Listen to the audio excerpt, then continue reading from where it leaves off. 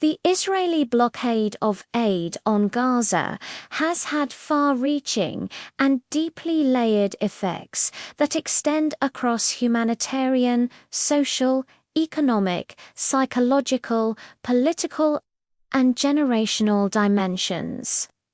Over time, the restriction of humanitarian assistance, commercial goods, construction materials, fuel, and freedom of movement has transformed Gaza from a densely populated coastal territory into a space of prolonged crisis, where everyday life is shaped by scarcity, uncertainty, and dependence. The blockade's impact cannot be understood as a single event or outcome. Rather, it is a cumulative process, whose effects intensify year after year, embedding hardship into the very structure of society. One of the most immediate and visible effects of the blockade of aid has been the deterioration of humanitarian conditions. Gaza relies heavily on external assistance due to limited natural resources, restricted trade, and repeated cycles of conflict that damage infrastructure. When aid deliveries are blocked or delayed, shortages of food, clean water, medicine, and fuel quickly emerge. Humanitarian agencies operating in Gaza have frequently reported that even brief interruptions in aid flows can push vulnerable families into acute crisis. For many households, food assistance is not supplementary, but essential for survival. The blockade therefore translates directly into hunger, malnutrition, and food insecurity, particularly among children, the elderly, and people with disabilities. Malnutrition in Gaza has both immediate and long-term consequences. Children who grow up without consistent access to nutritious food face stunted growth, weakened immune systems, and developmental delays that affect learning and cognitive abilities. Pregnant and breastfeeding women are especially vulnerable, as nutritional deficiencies increase the risk of complications during childbirth and negatively affect infant health. Over time, these conditions create a cycle in which poor health outcomes become normalized, placing additional strain on families and humanitarian systems already operating under severe constraints.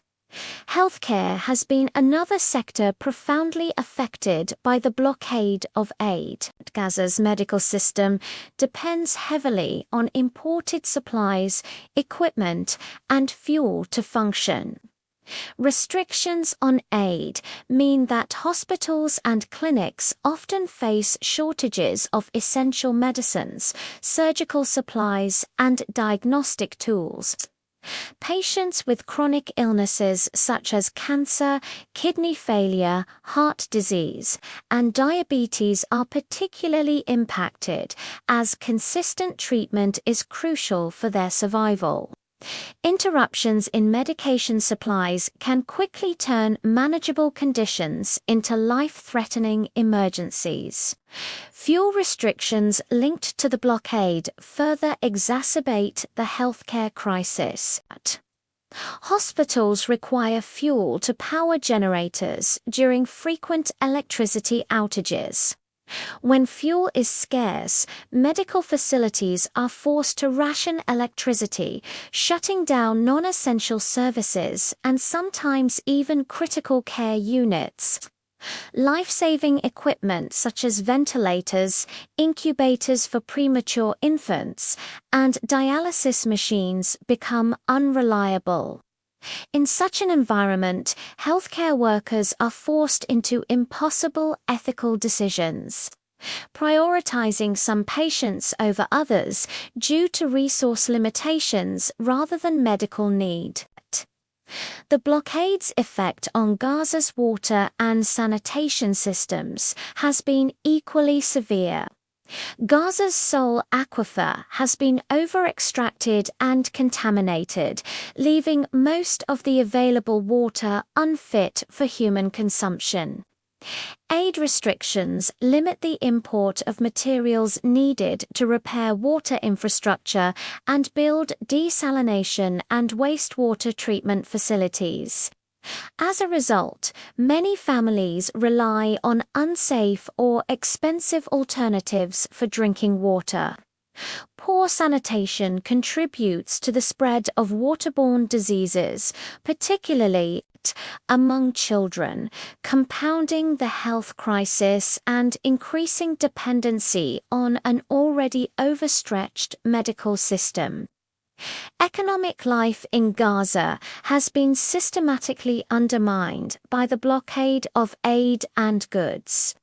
Restrictions on imports and exports have crippled local industries, agriculture, and fisheries. Farmers struggle to access fertilizers, seeds, and irrigation equipment, while fishermen face limits on fishing zones and lack access to proper equipment. Small factories and workshops cannot obtain raw materials or export finished products, leading to widespread unemployment and underemployment. Aid, instead of serving as temporary relief, becomes a substitute for a functioning economy, locking Gaza into a cycle of dependency. Unemployment rates in Gaza have remained among the highest in the world, particularly for young people and university graduates. The blockade of aid deepens this crisis by reducing opportunities for reconstruction projects and development initiatives that could create jobs.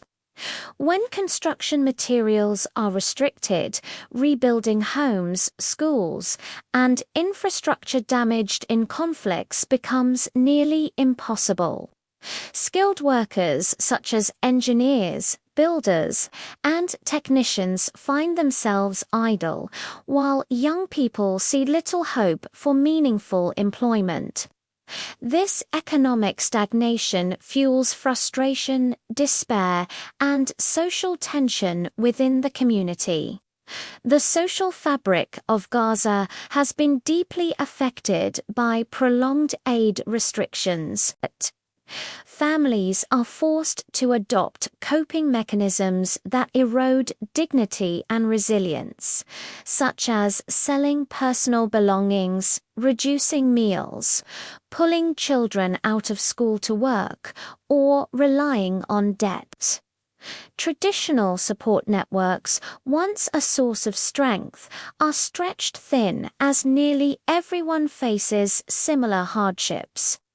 Social inequalities widen as those with access to external resources or connections fare slightly better than those entirely dependent on aid. Education has also suffered significantly under the blockade. Schools in Gaza often lack adequate supplies, safe buildings, and reliable electricity. When aid is blocked, reconstruction of damaged schools is delayed, forcing students into overcrowded classrooms or temporary learning spaces. Economic hardship pushes many children into labor to support their families, increasing dropout rates. Psychological stress related to poverty, conflict, and uncertainty affects students' ability to concentrate and learn. Over time, the erosion of educational opportunities undermines human capital, limiting Gaza's future prospects even if conditions were to improve. The psychological and mental health impact of the blockade of aid is profound and often less visible than physical deprivation. Living under conditions of chronic scarcity creates constant stress and anxiety.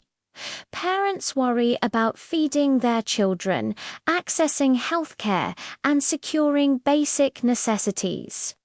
Children grow up in an environment where instability and loss are normal, leading to high rates of trauma, depression, and behavioral issues. The lack of adequate mental health services, itself a result of aid restrictions and resource shortages, means that psychological wounds often go untreated. Repeated experiences of deprivation and powerlessness contribute to a collective sense of despair. When people feel that their basic needs depend on decisions made far beyond their control, hope for the future diminishes. This psychological toll affects social cohesion, civic engagement, and the ability of communities to envision long-term goals. For young people in particular, the blockade of aid reinforces a feeling that their lives are on hold, with limited opportunities for personal growth or self-determination. The blockade's impact extends beyond individual suffering to shape political and social dynamics within Gaza. Aid restrictions are often perceived not merely as security measures but as collective punishment, reinforcing resentment and mistrust. When humanitarian needs are politicized, aid becomes a tool of pressure rather than a neutral means of alleviating suffering. This dynamic undermines moderate voices and weakens faith in international institutions. As many residents see repeated failures to protect civilian well-being, the blockade of aid also affects governance and civil society in Gaza. Local authorities and institutions struggle to provide services without adequate resources, weakening public administration. Civil society organizations, which play a crucial role in delivering aid and advocating for human rights, face funding shortages and operational constraints. This limits their ability to respond effectively to community needs and to hold authorities accountable, further eroding social resilience. Women and children bear a disproportionate share of the burden created by aid restrictions. Women often take on additional caregiving responsibilities as households struggle to cope with illness, malnutrition, and psychological stress. Limited access to reproductive health care and maternal services increases health risks for women and infants. Children, meanwhile, experience the blockade not as a temporary crisis but as the defining reality of their lives. Growing up with limited access to nutrition, education, and security shapes their physical and emotional development in ways that may last a lifetime. The blockade's long-term generational effects are among its most troubling consequences. A generation raised under conditions of deprivation, restricted mobility, and chronic trauma faces significant barriers to achieving its potential. Skills are underdeveloped, educational attainment is disrupted, and mental health challenges persist into adulthood. Even if the blockade were lifted, the accumulated damage to human capital would take years, if not decades, to repair. This generational impact risks perpetuating cycles of poverty and instability. Environmental degradation is another indirect effect of aid restrictions. Inadequate waste management, untreated sewage discharge, and overuse of limited natural resources damage Gaza environment. Aid limitations restrict the import of equipment and materials needed for environmental protection and sustainable development. Over time, environmental harm exacerbates health problems and reduces the territory's capacity to support its population, deepening the humanitarian crisis. The blockade of aid has also reshaped Gaza's relationship with the outside world. Restrictions on movement limit opportunities for study, medical treatment, and professional exchange abroad.